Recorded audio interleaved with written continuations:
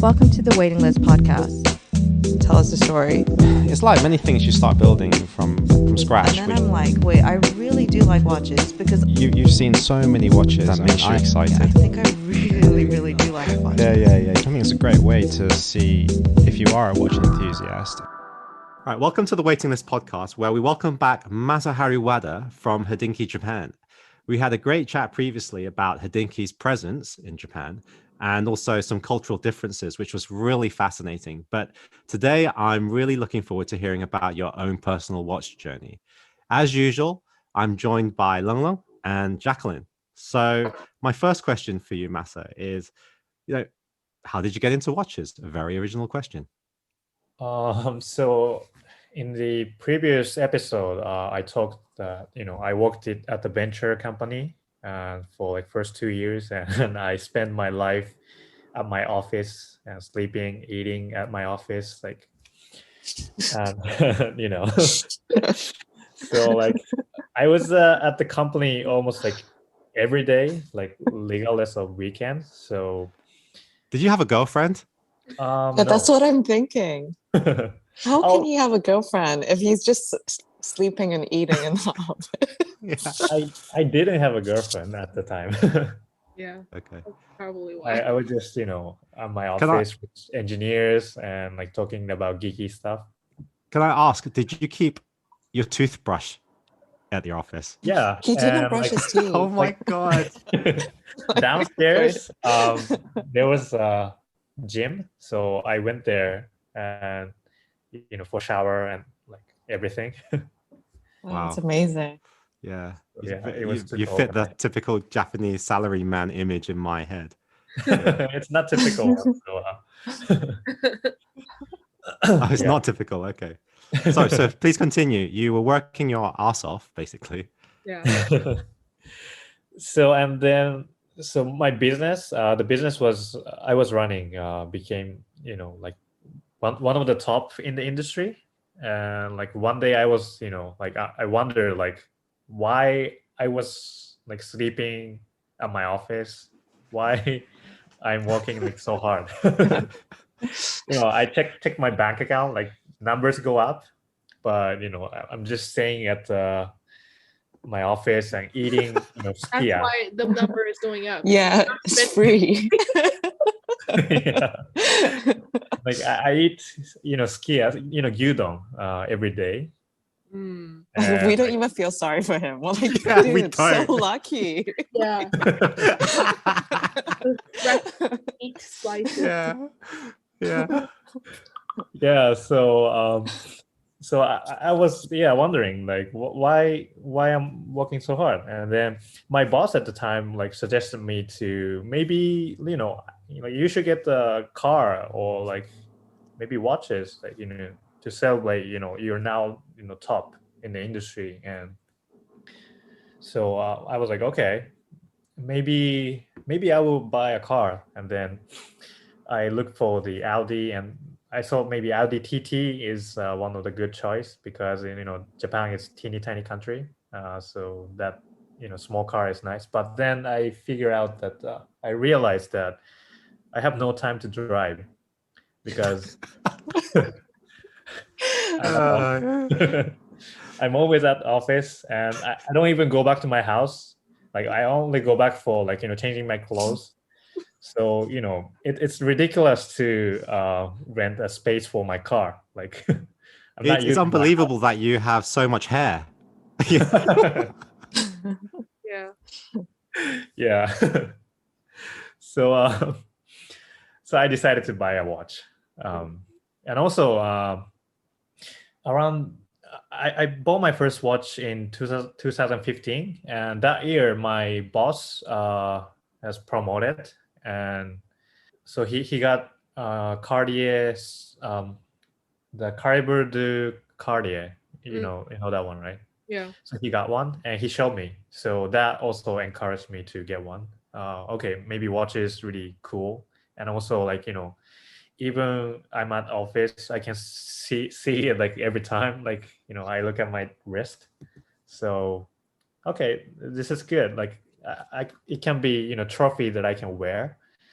You can also So look at your I car keys that you never use. Just put them there, and you can also look at them. yeah. So yeah, like when I'm tired, like I can just look at my wrist and like it put a smile on my wrist, smile on my face. So Yeah, and make it worth keep working, right? Yeah. He's like, Like, man, 11 p.m. Okay. yeah. yeah, I still have No. 4 hours to go. And I bought Rolex Submariner with date as my first watch. I really love it, and still it's in my watch box. And the one of the reason why I got the one with date is so I can check when. Oh, what day? It's- How long has it been since you last went? Yeah. Yeah. Went home, right? Yeah. When you talk about the Rolex Submariner, you sound like you have the one with the metal bezel, right? The stainless steel bezel. How do you, in your opinion, which one do you like? Do you like ceramic or do you like the stainless steel? The bezel. Yeah. That design, because it's not just the stainless steel bezel which is different. I think the bracelet is different. I also think that the lugs are different shape. So, which one do you like? Do you like the modern kind of look? Because the reason why I'm asking, I'll give you my contention, is that the ceramic bezel always looks clean, always looks new, always looks like you just bought it yesterday, right? Or that day. It will not age. But the charm of some of the stainless steel is it does age, it does fade, even depending on where you've been in the world or how even you've kept that watch, and it does bring a lot of character to a watch. I believe also your one has slightly thinner lugs, so it looks a little bit more dressy. Yeah, not so tool-like. And that, the recent release last year of the Submariner does go back to narrowing those lugs down from their first ceramic Submariner. So they're going again back to a dressier look. So that's my feeling. I personally would prefer the stainless steel. I think as a material, it's durable, it works fine. It's not going to crack like ceramic. But I just love the character that can get over time. The scratches and all that kind of stuff. Like after working in like Hodinkee and like knowing more about watches, I really think those Rolex back in the days are really charming and amazing. But at that time, like I was thinking I'm not gonna buy a lot of watches. I thought I'm gonna buy this Rolex Submariner and this gonna stay on my wrist forever. I'm not gonna buy like 2 or 3 other watches. So those ceramic. First of all, I didn't have like a lot of knowledge about those stuff. I saw from the shop stuff saying like, okay, this is ceramic bezel and it keeps you clean, and even you wear it like a long time, it will look new. And so I thought, okay, that sounds good. So I went for that one. But now if I can go back, maybe I would pick the I don't know 5513 or something like that.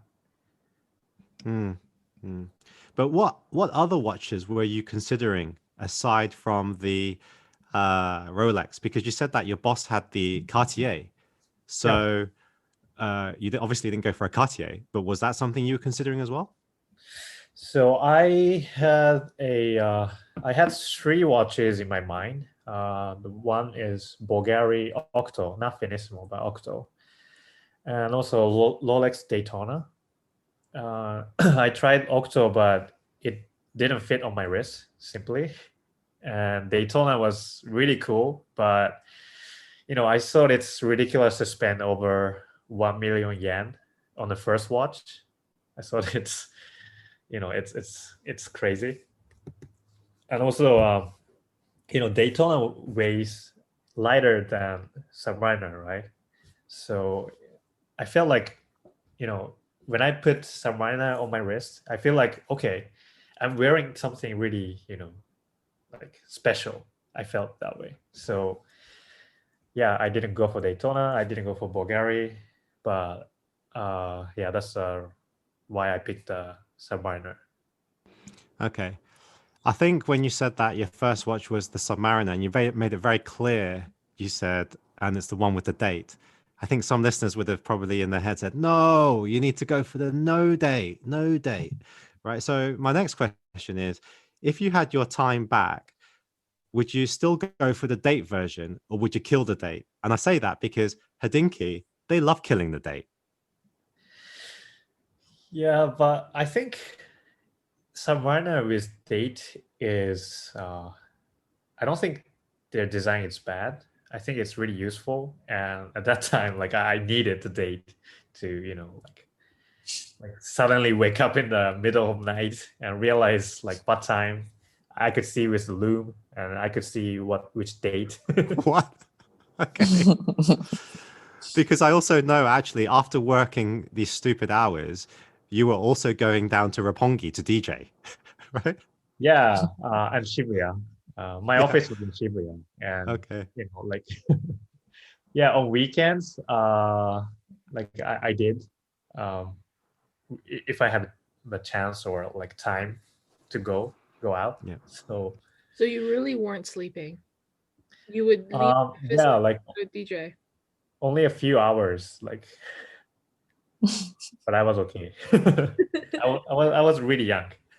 Yeah. How old were you? How old were you? I'm 30 now. I was, I think, 23 or 24 back then. Okay. Okay. It was actually your birthday a couple of weeks ago, right? Like it Yeah, was the March day 1st. after I interviewed you. Yeah. So happy 30th to you. I Yeah. should have said that Ooh. at the start, damn it. But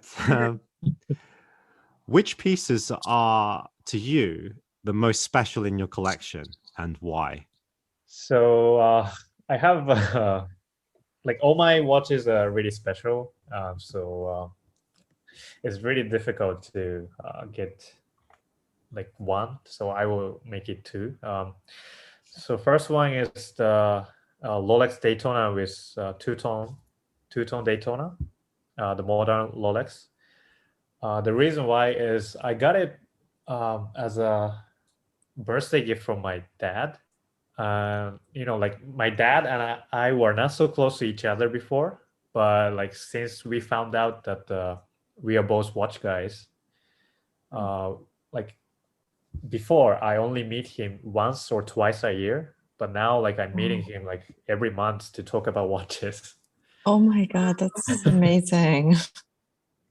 Like I kind of like I help him get new watches. Like like he always asks me for the advice now, and that's why maybe he bought me Daytona. Mm. So that's the one I'm really it's special to me.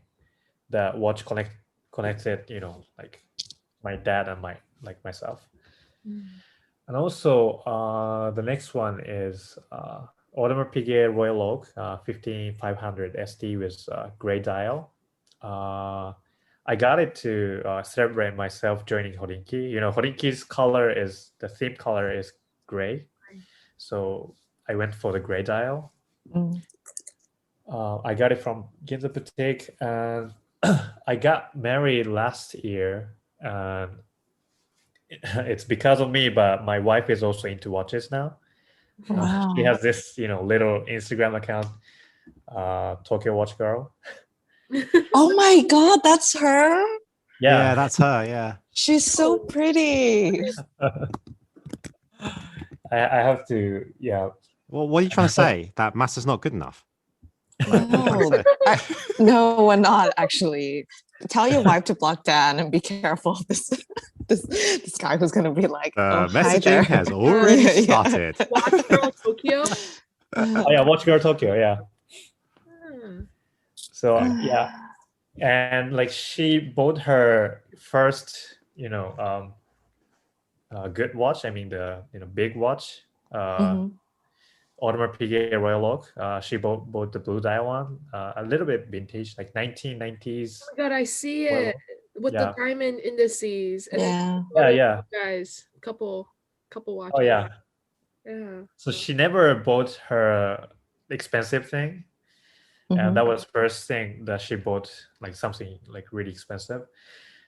We wore this at our wedding and like we shoot photos for the for the preparation for wedding. So it has a lot of memory now. So like some people say like, oh, why you didn't get blue dial, but I have a connection to my Hodinkee, and also it's a little bit bulky. So if I get like a 15202, maybe I will wear that one. But I think this one will keep in you know forever in my collection.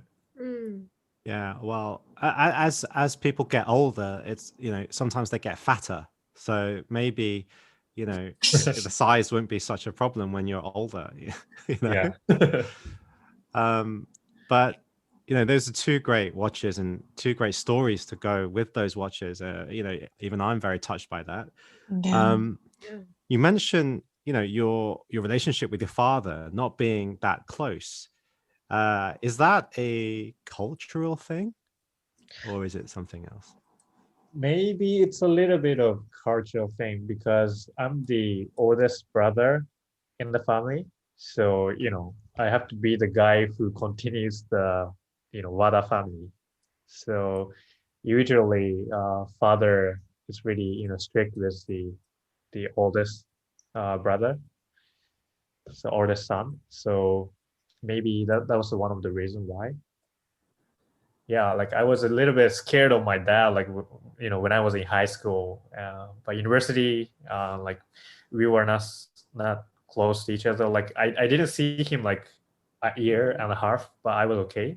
Like I think it's like normal to see your family more often, but so our relationship was kind of like that. That's interesting. Yeah, sounds very actually quite Asian. Yeah. Still traditional Asian, because I would say not all Asian families are even like that now. Um, Mm. but do you have a way of collecting that you stick to? Obviously, the watches that you mentioned that are the most special to you are tied in with momentous experiences, certain times of your life. Mm. And is that something that you like to do? And how'd you collect? So yeah, like I will buy watches with special occasions, like usually, I mean mainly because um I made a like impulse buy, like you know, I just found it and then I just buy it. All those pieces are like usually not staying long in my collection, or I will simply stop wearing it. Mm. So for example, like I've only sold my watches, like two watches. I sold Datejust with blue dial, fluted bezel with Jubilee bracelet. I thought that one was like one of the most popular ones. So when I found it, I just bought it right away. And also Explorer One, the latest one. I got it at my boutique because my watch friend called me and say, "Hey, what is that? Like I saw Explorer One, like I mean, like it's sitting in front of myself. Like you should come now. You can get it now." And then I just jumped out of my office and went there, get there, but I end up not wearing a lot. So I try not to buy it like, without like taking time. Although I bought John Mayer G-Shock like really quick. I made that decision really quick. But I'm wearing it. But yeah, like those expensive ones, like I try to take time. Yeah. Yeah, talking about that, Masa, there's been a few people that I've been speaking to on Clubhouse, and they said that for many watch collectors, they do like to take their time seeing watches and making sure it's the right purchase, right? But Hodinkee makes it almost impossible for you to do so, because everything is gone within like 3 to 5 minutes, and it's not like you even see the watch before and then get to buy it. You literally, from seeing it to buying it, there's basically, you just got to try and forget even thinking about it, try and buy it first and then think about it. Mm-hmm. And a lot of those watches, I've spoken to a lot of collectors that they're not happy that those watches are going to resellers, right? They're not actually going to real collectors. Mm-hmm. So what do you think about that? Yeah, I think these days everything is going like crazy, like too crazy. Like if it's limited edition or like even Hodinkee limited edition.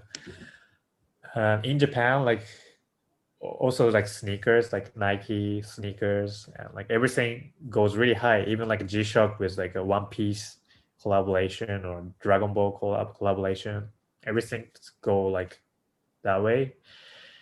I really don't like it, but right now we don't have a way to avoid that. So in Japan we have a phrase, say shoganai, like there's nothing you can do. So now it's situation is difficult, but I hope there's some way to avoid that, and like people who are really willing to buy and enjoy can get watches. I hope word goes that way, but maybe it's difficult right now. Oh, sorry.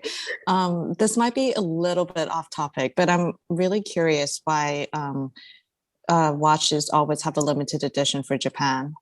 But it's not just watches, it's like even fashion. Like everything is a limited edition. I don't understand why. I actually that goes on to like a question I had later actually, but we can bring it up now, because not only you're addressing something, it's not the same question, but limited edition and Japanese domestic models. Like why have that? Like I just don't get it. You know what? You're obviously putting it into the market anyway. Why does it have to be JDM? Like it's actually turned, I'm sure it wasn't supposed to be a marketing trick, but it is a little bit. Like if you're a collector and you think, I need the Japanese domestic model, right?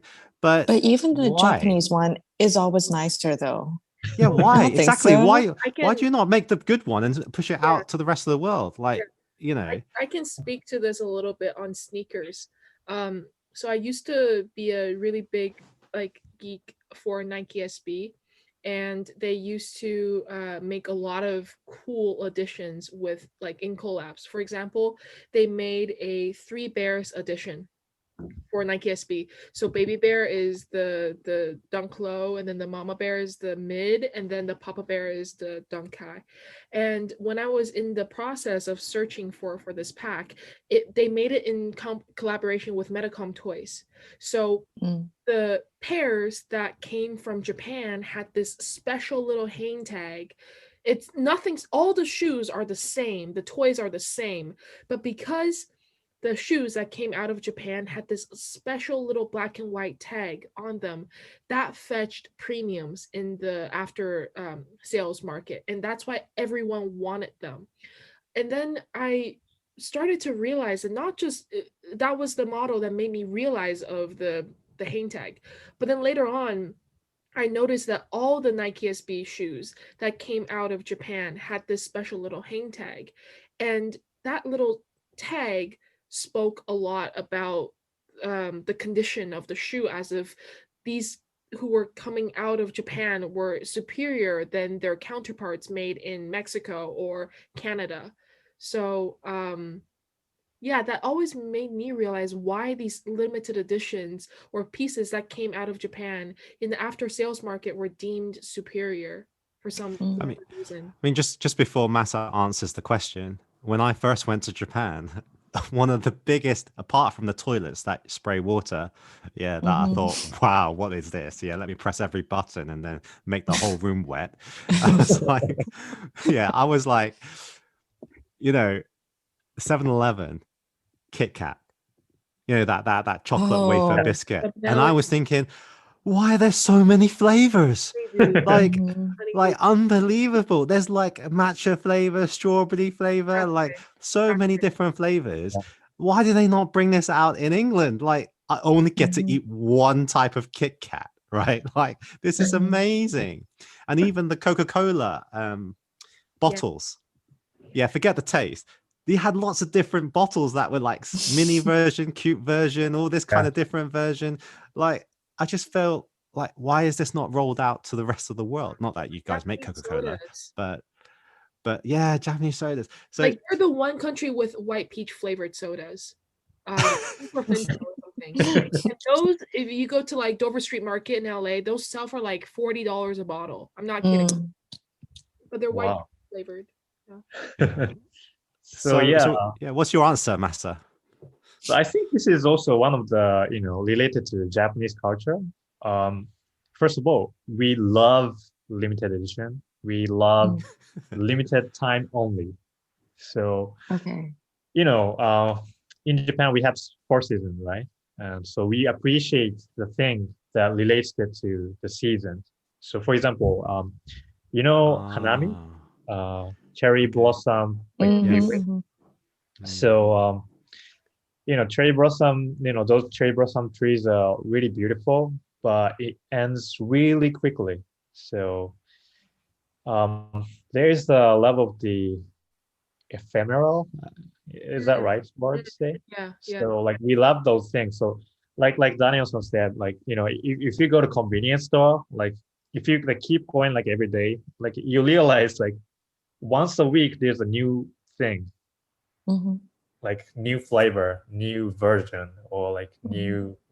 new looking stuff. So, we love, so that's one of the culture. And also, like, the second reason why I think like Japan loves those stuff is because Japan is a tiny island nation. And also, you know if you look around, there's only one I don't know how to say it, one, like, Japanese, one only Japanese nationality, not like, a lot of, like, Mhm. not like Oh, the like, US. he's talking about races. Like, there's Yeah, only Asian looking people. Yeah. yeah, Okay. exactly. Okay. So, Okay. so if I think about, fashion, like Japanese people spend a lot of money on fashion. Yeah. The reason why, because if you don't change your fashion to like different Mhm. from Oh, other you look like people, like, everybody Yeah. else. yeah, you look like one of them. So, Mhm. like, those twos are the reason why, like, like, we love like the limited edition and limited time only things. And Mhm. also, on Fashion. the other hand, like, from brands, like, if you say limited edition, you can test a lot of things. Like, for example, Seiko, like, they create a lot of dials. Um, I believe it's not like super smart move, but if you keep it in Japan, if you say it's a limited edition, like, we love limited edition, and we know it will go on, and they can test, how the market reacts in Japan. Mhm. So maybe that's the reason, also. That Yeah. is really interesting. Like Yeah. how that culture almost, I love the fact that for them, they almost see stuff with a finite time. Enjoy the moment, Yeah, appreciate that moment, right? And also knowing that it doesn't last, but then something new comes along. Like that's unbelievable that that's ingrained in that culture. Like, and you have that Mhm. perspective on life. And then what you said about everybody being the same, and then really having to find a way of being unique with the latest thing, or again, from a consumerism point of view, totally makes sense the way you explained it to me. And I did not know that. yeah. But Like, yeah. on the previous episode, we discussed, like, Japan has like this groupism thing. So yeah, Mhm. that's the also answer. Yeah. Um, I took a Japanese tea ceremony course in college. So we would meet 3 times a week, 2 times in the classroom, and then the one time on a Friday, we would go to this tea house on campus, this Japanese tea house, and then we would wear the kimono and then like perform the tea ceremony for our classmates. And that just got me reminded of this because it's the Ichigo Ichie, right? Yeah. Which you only appreciate what is happening now. Everything is fleeting, but then for this moment, we are joined together and we are appreciating the tea together. So Yeah, exactly. So, and like, then you admire the plants in the garden and you take the flower and then you bow and everything. Yeah. yeah, so deep inside, Japanese have this culture of enjoy the moment. Uh, it will go on quickly, like, it will end quickly, but we have to appreciate that. So that's the behind those, limited edition Wow. things. So cool. Yeah. So something so Yeah. such, it's almost like a life lesson, you know what I mean? But it's Yeah. ingrained Yeah. into your culture. Yeah. Yeah. So I think that's something I really, really appreciate. But Yeah, Yeah. talking about, since we're on the topic of like Seiko and Grand Seiko, there's a few questions I want to ask about that. First is, what do you think of the decision for Grand Seiko to become independent of Seiko? Do you think that's the right strategy? That's number one. Number two is you talked about all these dials that are getting made. You put a query on that strategy. And number three is, why do they not give a shit about the bracelet or the strap? Like, they spend so much time, effort making a fantastic watch, and then they give you like an under par, not even par, under par bracelet or strap that inevitably any serious guy is going to change. Like, why do that? Okay, so the first answer is I think it was great decision to make it, separate from Seiko and Grand Seiko, because in maybe you too, but like in Japan, like we saw Seiko is not like super expensive brand, and Grand Seiko is just one of the collection. Like before, like Grand Seiko become individual, like we saw Prospects and Grand Seiko is like same kind of like character, but Grand Seiko is much expensive. But then they made their own way, so and we can see it now. So that's the reason why I thought it was a great. Now we can see it as a one individual different Seiko. I mean Grand Seiko. So I thought it was the right decision. What was the second one? The dials. Okay, so dials. Like I told you before, I know they create too much limited edition, but this is like a really Japanese thing. So and also they can test.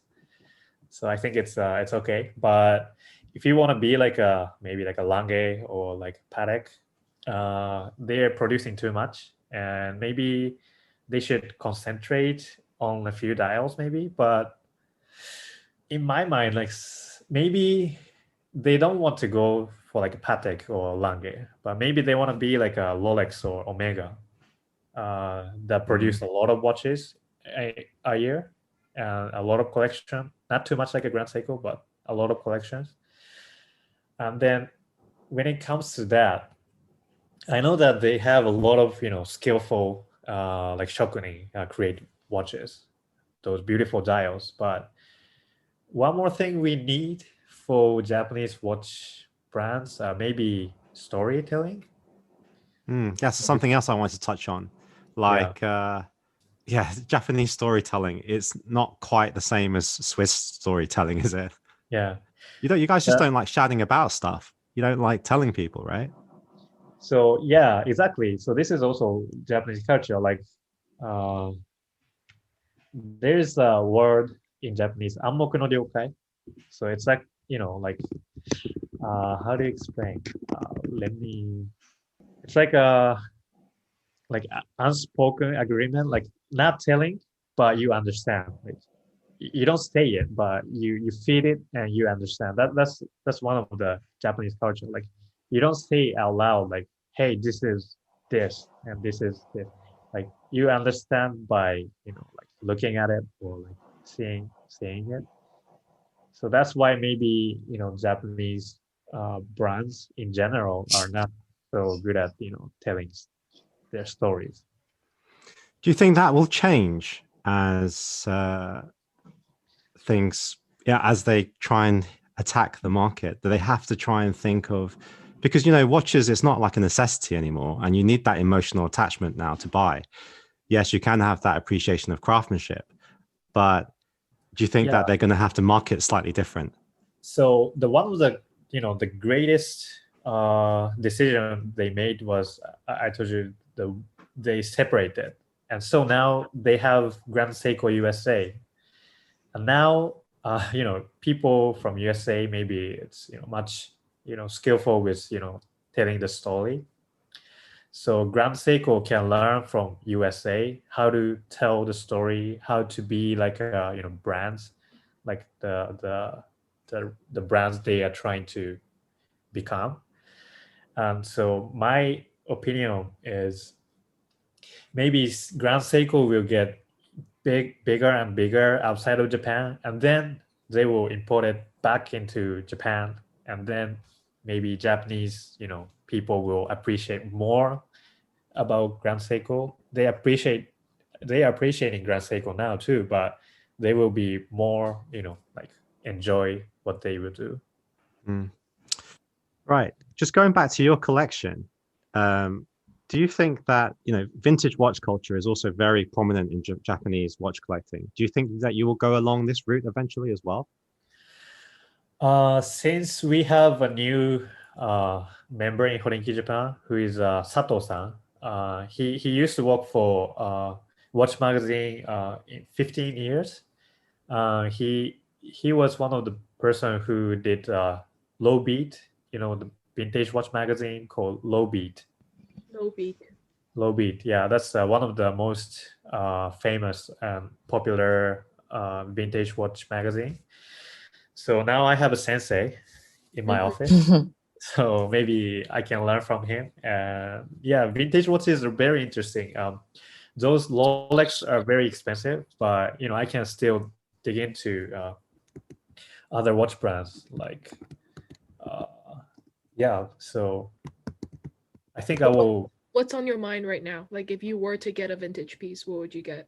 I went to Sherman last week, and I found this chronograph by Zodiac.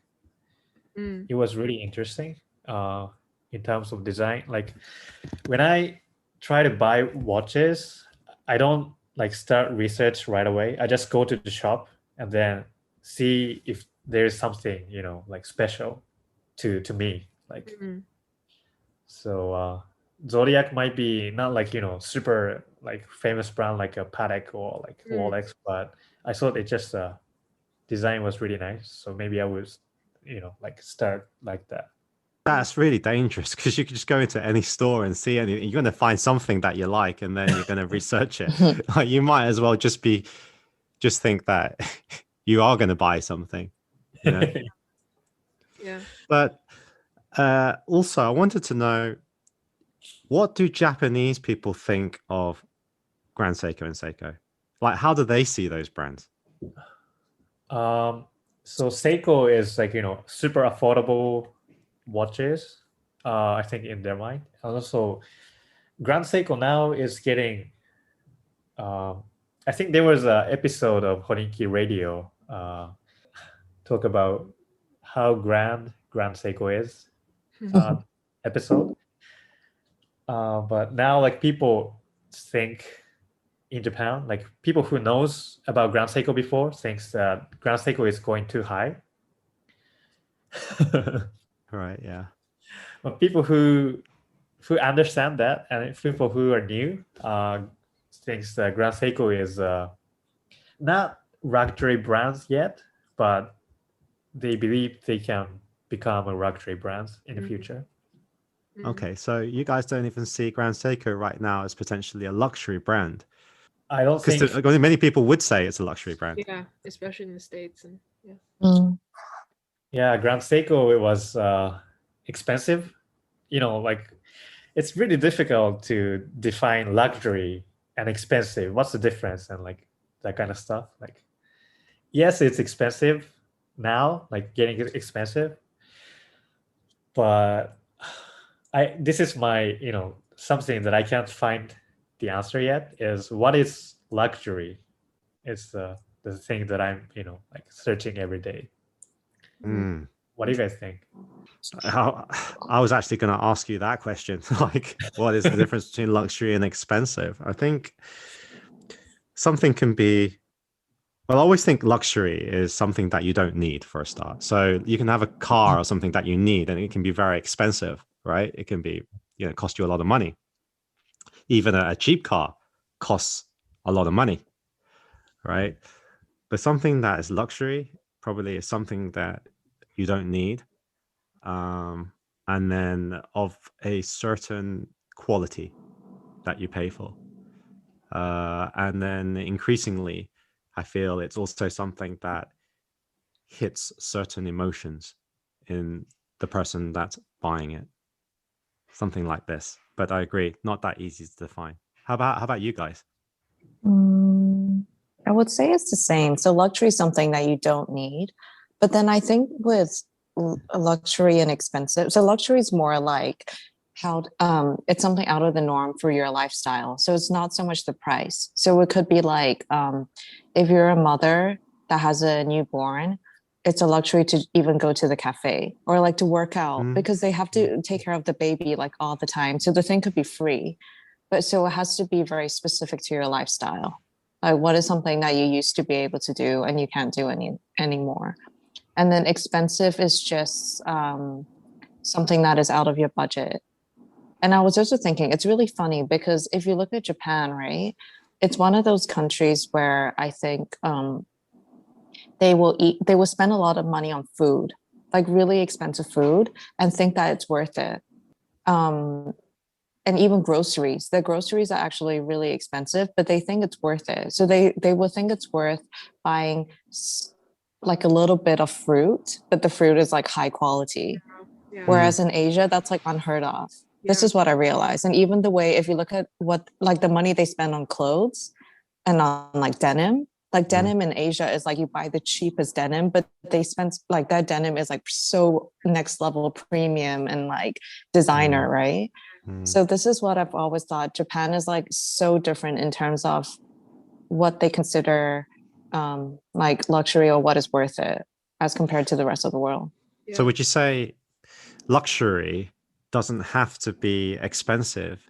Just by using the term expensive, you already are putting a value on something by saying it's more than it should be. Yeah.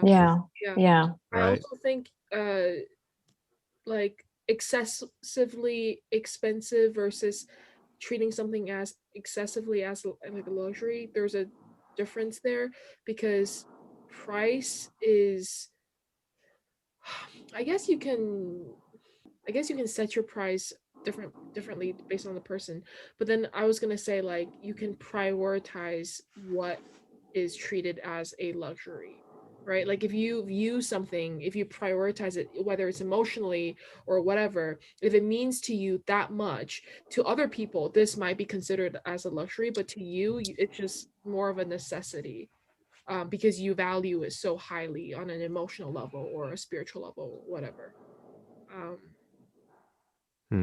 Does that touch any kind of things in you, Masa? Yeah. First of all, yeah, I completely agree with that's something you don't need necessary. Like about watches, maybe there's also word premium.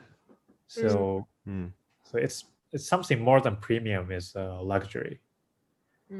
So in other words, so like about watches, so industrial product is just an industrial product with good quality is premium, and then also if you want to become luxury, you have to have a touch of the person, like shokunin's hand, like handcraft.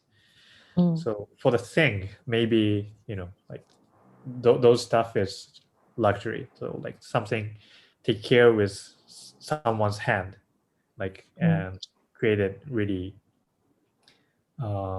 with the care. But yeah, like I'm still like if I meet person, if we have this topic, I always ask, what do you think luxury is? And so like what do you like how Grand Seiko can be a luxury brand if you like. I always ask these kind of questions. Yeah, it's really interesting. So yeah, exactly. Certainly a very interesting topic to talk about. Yeah, maybe we should talk this on Clubhouse. Yeah, we can. But I've got another interesting final question to ask you. Does the waiting list exist? Yeah, I think so. I'm on the waiting list for one watch. All right. Can you say which watch? Yeah, Aquanaut. Okay. Which one? The 5168 or 5164? The simple three hand. That's a 5168. The green. Is that the green one? Yeah. No, just the. It's not green discontinued already, so it should be black, right? Yeah. Okay. I even actually went quite to like the. Hokkaido to get on the waiting list because Tokyo, I, there's like I also super thought competitive. that. So when I used to be very into bags, I was like, I went to Hokkaido as well Yeah. because I was like, no one's gonna go to Hermes like in Hokkaido. Yeah. Everyone's thinking the same thing. So yeah, my good watch friend told me that, hey, Wada-san, you should come to Hokkaido. And like there's no one really, waiting for those watches. And then now maybe situations may be different, but I went there, and when I was in Tokyo, like all the shops says, oh, you can't get on the waiting list. Mm. So I was kind of like gave up. But then like my friend called me, and I just flight to the Hokkaido, and then I put my name there. So yeah, I hope there's a waiting list, and I hope my watch will come. Long, are you still into bags then, or not as much? No, Or but that time was like on my hunt for my bag. So my first Birkin was from Ginza, but then I had actually gone to Hokkaido first and then went to all the stores. So even before I went on that trip, I wrote down all the stores. yeah, And then initially everyone said Hawaii, but then I was like, I actually have to like leave, like never mind, just stay within like so I was Hokkaido and Ginza.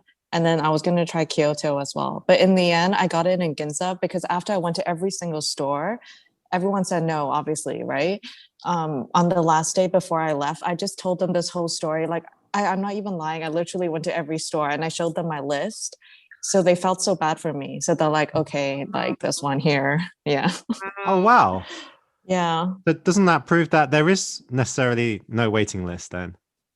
That you For can no, actually. but for the bags, it's always I've been to the storeroom. There's always a lot. It's just Yeah. that you really have to. They really have clients for each bag already. So you have to be like, and the one I bought wasn't plain. It had a exotic skin. So I think less people buy exotic skin. Yeah. Because most people want plain black 25, 30 cm, right? Wait, but the exotic yeah. skins are so hard to get too.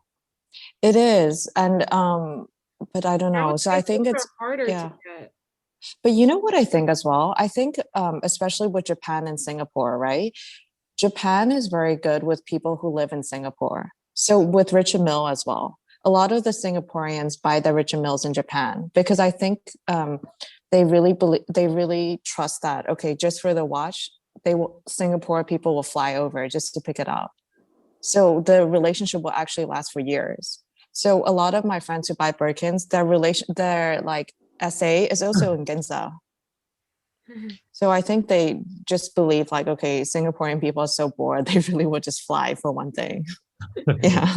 I have to tell you this interesting thing called Daytona Marathon. Oh Mhm. yeah. So What is it? Tokyo is not super big city. So Mhm. we have like I've never count, but maybe like there's 10 Rolex boutique in Tokyo. Mm. You know that transportation in Japan is like highly, like train is everywhere. You can Yeah. go Yeah. everywhere. Yes. Yeah. So there's a people who really really wants to get Daytona. Mhm. So they use their weekend or even weekdays. Mhm. They hop on the train and they go to all the shop in Tokyo, the Rolex boutique, saying, Mhm. "Hey, do you have Daytona?" Just that. That's the Daytona Marathon we have in Oh Japan. my God. So some people actually do that, and they have a on Twitter account saying like, "Okay, this is 125th day. Oh my Uh, God. I Oh still my can't get God. Daytona." Wait, but are they successful though? Yeah, some people actually get one. Yeah, I saw a lot of people getting the watches. So like, it's kind of like yours, like go to all the shop Yeah. Yeah. and, you usually people just go to a few Rolex boutiques to, get connections and, get Mhm. Mhm. use them. But Yeah. some people does that, like Daytona Marathon, like go all the shop or, like 5 or 10 shop you decide and then you just go for like a routine. Mm. Oh my Yeah. God. So that's a crazy, crazy. Daytona Marathon. They should give it to them because for all the effort they put in. Then that Daytona Marathon would just get longer and bigger as soon as they get It there, will. right? It would be like a full-on marathon. Yeah, that would be like almost the best marketing tool for Yeah. Rolex, because you see people running around. Everybody goes, "Why are you running around?" And then it's like, "Because I'm trying to get my Rolex." It's like, what? You can add on to this Rolex rumor like myth machine, right? Yeah. And so like there's a shop in Ginza, restaurant in Ginza. They sell banana juice. No they way. They have a point card for Daytona Marathon runner. And Oh then my if you go there, God. show Rolex, you can put stamp, and then like the Oh 50s. my That is, God. we need to get that. And When we go, you we need to show do that. you get discount. You show Rolex, you get discount. Yeah, you can Oh put my sticker on it. And then God. the person came like, I forgot how many, but 50 person get free banana juice. So like Daytona Marathon, those runner are like a team, and like they're trying to get Kidding me. a watch. Oh my God, that's so cool. That would be so good if like Starbucks could do that with a point system on their card or No, something. but even when they said banana juice, I was like, it must be like banana milkshake. Because in Taiwan they do papaya milkshake. Oh my God, so good. True. Yeah. So Right. Okay. Well, Masa, that almost finishes the interview, but we have the quick fire, right? And I think I enjoyed writing these. Number one, what's the best place in your opinion to eat omakase in Japan? Okay. So I think you already know a lot of sushi omakase restaurant. So I will say I would pick Mikawa Zezankyo. It's a tempura restaurant. Tempura.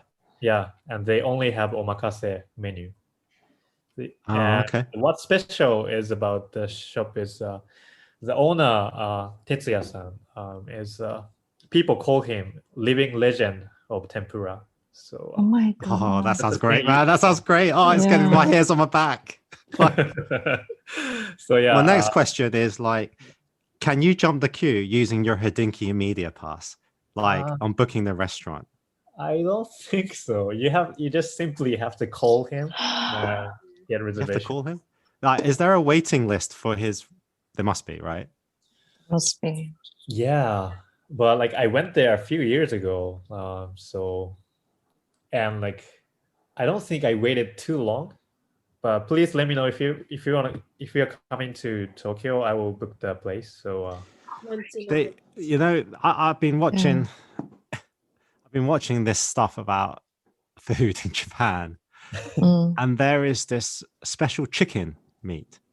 It's called mit something, and then it's a special type of chicken. The way it's bred, a bit like Wagyu beef, but actually, oh man, I just think like there's so many places that you want to eat in Japan. Oh my God. Yeah, it's so strange how they can basically make everything in the world. But like a more the best, like even apparently one of the best pizza places is in Ginza.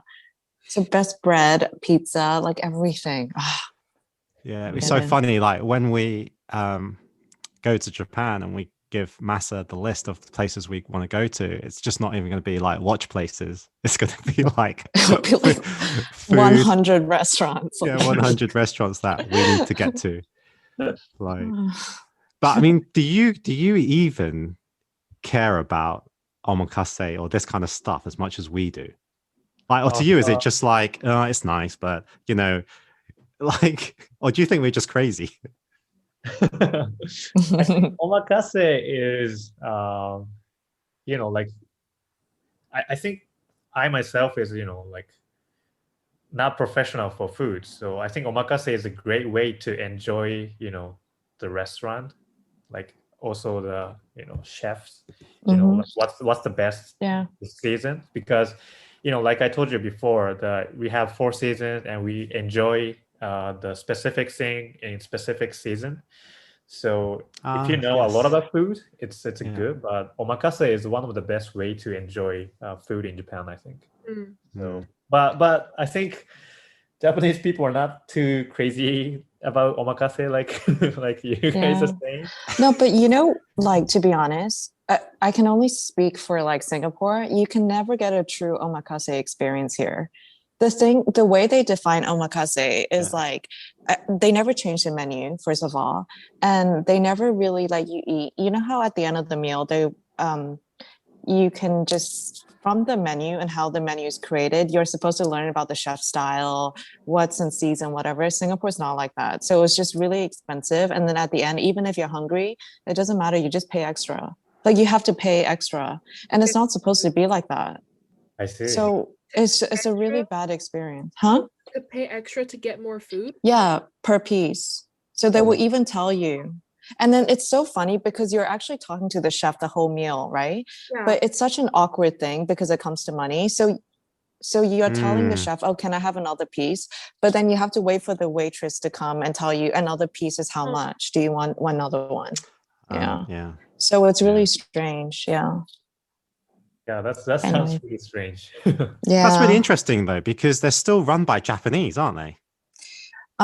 It's not okay. So it's very different. Like now I finally understand this, right? From my extensive eating here, that so chefs are usually very loyal, right? So they never want to leave. So let's say you have like a Shinji or like a big name, like even Shikon in Hong Kong, right? Yes. To convince them to leave, it's like you obviously have to bribe them, like, we give you high pay, blah, blah, blah. So they finally leave. But sometimes when they come to that country, especially Singapore, they have to change the menu to suit the taste here. Yes. Yeah. And then you can just tell like it's not authentic, one. And then two, it's probably not how they want to run the restaurant, but they have no choice. So they're stuck in this whole like trying to sell sake, trying to add a lot of caviar and sauce and gold flakes and Yeah. So because I don't know if it's seen in Japan this way, but certainly it's luxury to have it outside Japan, but maybe less so because another thing is you guys get great sushi without going to omakase sushi anyway, right? It's not like that like everywhere else. And Shanghai is a place where the biggest expat community is Japanese, so it's still it's not that expensive, but it's luxury, because in China the food can be far more affordable. But go on. Sushi was fast food in the history. Well, like I can go to like Shibuya Station. They have this little sushi restaurant. You can stand there and you order and you eat and you get out. So those places are really nice too. So like one great thing about Japan is the foods are really nice. Yes. Yeah. Which actually is my second question. What's personally your own favorite food? So maybe I should say sushi, but I actually love lasagna that my grandma cooks. Wow. I went to university from my grandma's house. So I spent 3 years there. And then now she lives right next to my house. Yeah. So nice. You mean she lives right next to the house you're living in now? Yeah. So like I'm living in the house that she owns. Yeah. So I don't have to pay for my rent. So I can save up more money for my watches. And you can eat free lasagna. Yeah. Right. Maybe you've said one of these already, but number 3, the top 3 things that a watch geek should do when they visit Japan. I'm assuming Daytona Marathon is one. Like, actually, it's funny because we all kind of run as well. But what would the 3 things be? Go visit Seiko Museum in Tokyo. It's really interesting. It should be really interesting. And go eat omakase. And also, DM me. Let's go for coffee or drink. Yes. Yeah. I'll be sure to make sure that I'm not half hour late. Okay. Right. Number 4, would you do a podcast? Would podcasts work in Japan? Podcasts was not super popular in Japan, but since Clubhouse, made voice media much closer to us, so maybe it's a good time to start. Mm. Sometimes I've been into specific Japanese rooms. Yeah. No, I have, just to listen to Japanese, girls, like in that. Actually, I do that. It's But I actually do the quite Arabic cool. ones. You did the Arabic ones? Yeah, Oh I my go to the God. Arabic rooms, and it's all the guys wearing the, Oh, yeah, yeah, and it's just one Chinese girl. No, I just find it like really, like I do the same with the Korean. I was just like, it must be an Asian thing. I think, oh, it's really nice to listen to. It's the sounds that you guys, that is in the Japanese language. Mhm. This kind of stuff. Yeah. This kind of stuff. You might think, yeah. I don't have a life. Yeah, sorry. Number 5. What's your grail piece? Patek Philippe 5004 P. Oh man, copycat Oh. man. You are Now talking there's to the more right people group of Yeah, we people. need to shut up about this long because it's going to Yeah. go skyrocketing. Yeah, like it's only going to take a few more Chesters breaking stupid My friend records. on Instagram, Ryo-chan, has 3. Yeah. And, he Oh my showed me God. everything, and Your friend Did you see my comment on that? Did you see my comment, Amasa? Oh, I didn't. Oh, well, What did you write? I posted. Yeah, you're gonna laugh. Like, I posted. He put 3 5004s on, right? So I said, I only know a few words in Japanese, but I think one is very apt, and I put Yamate. Yeah. What? Yeah. Yeah. But then, I spelled it wrong. Yeah. So suddenly they were like, "What are you trying to say?" So I was like, "Oops!" And instead of like Yamate, it should be Yamete, right? What's So it means stop. Oh. Yeah.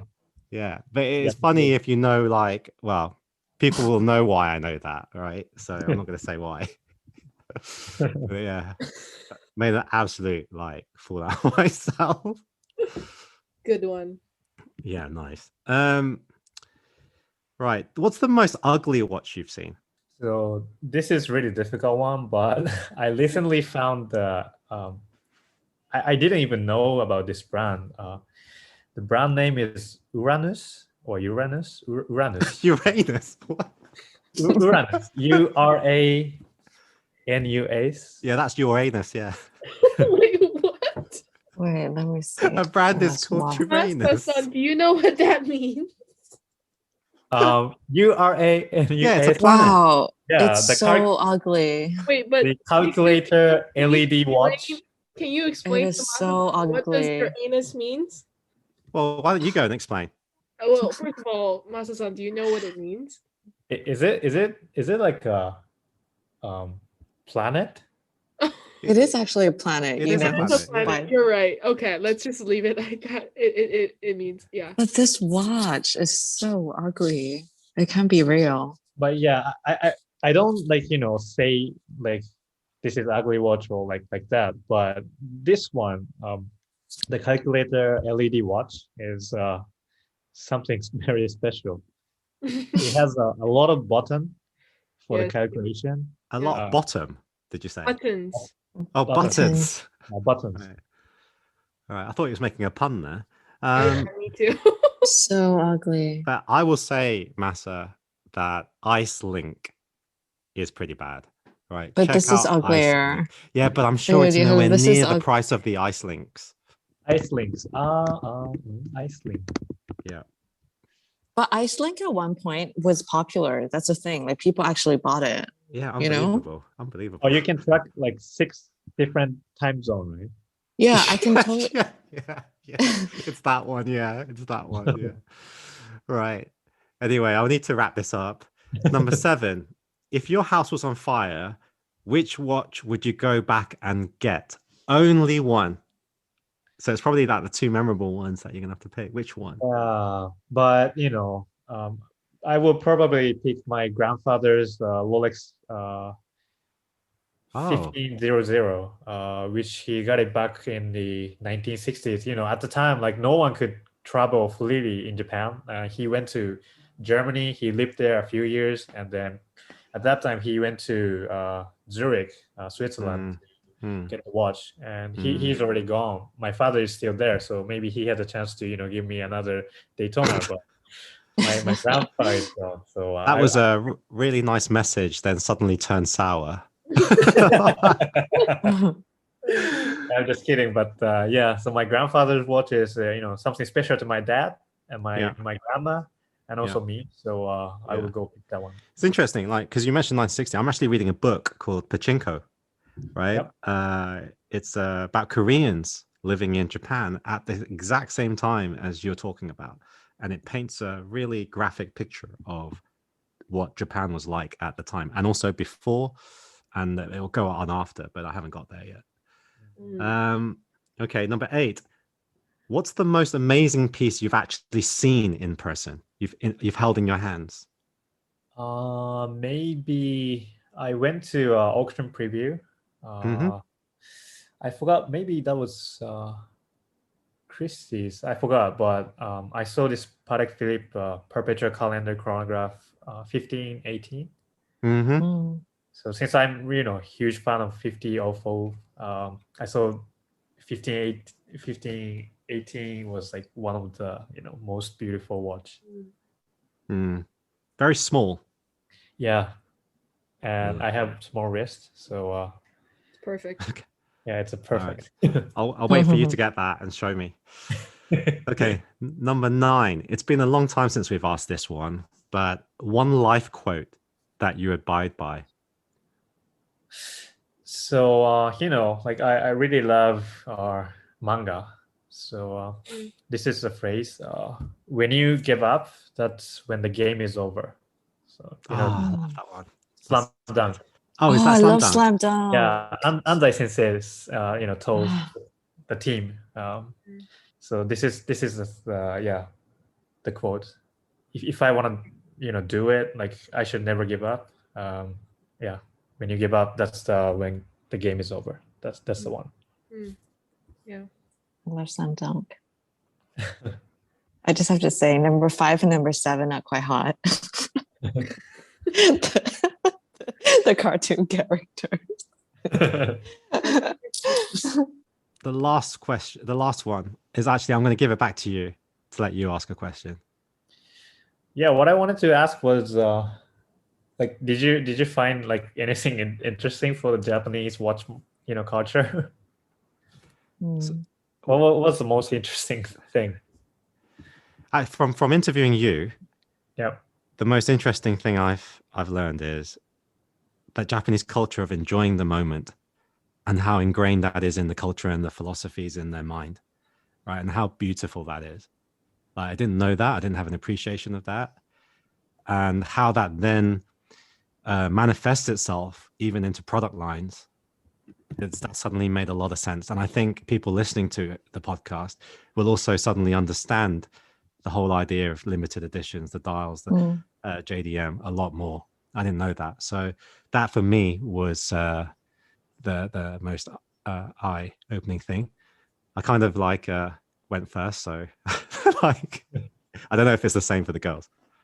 Yeah, for me it's a limited edition. Like, because I think recently with the whole like AP Japan edition with the diamond markers, I was just like, this is so unfair. Like all the Japanese editions are amazing. Like the color is always like on point, everything. It just makes a lot of sense now. Like they just want limited edition.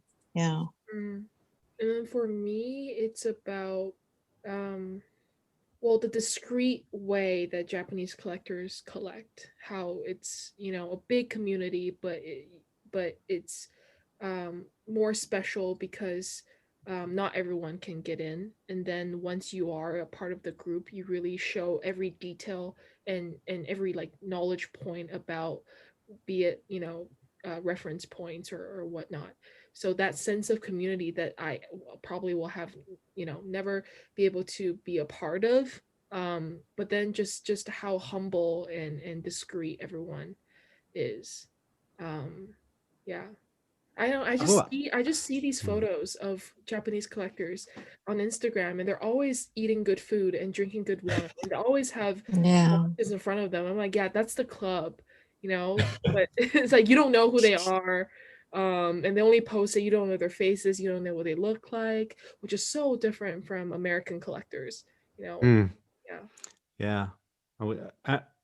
Since I was very young, I've had a complete fascination for Japanese culture because to me, it's just such a different world than the one I grew up with.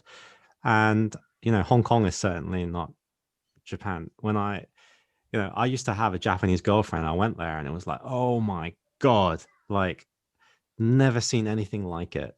And I would consider myself as pretty well traveled as well. But Japan was the only place that could give me that, I would say probably really, really strong culture shock. It was just totally unexpected, like how I thought, because it was also consistent to the marketing material, as in what you kind of read and from the anime and everything about Japan. It was very consistent, stuff I read. But I hope we maybe have you on like another day where we could deep dive into more historically and significantly that culture, because it's such an interesting point, and it's always different to hear it from a native Japanese person explaining it, because it makes far more sense that way. Even your impression that made in Japan doesn't mean anything, very enlightening, this kind of perspective. Yeah. But I've thoroughly enjoyed my time with you today, Masaharu. If you want to contact Masaharu, his Instagram is Masaharu, which is HARU .me. So Masaharu.me is his Instagram. He's very polite, very, very open. Very soft. And very softly spoken. And as Lon say, he's a Japanese guy, so he must be hot.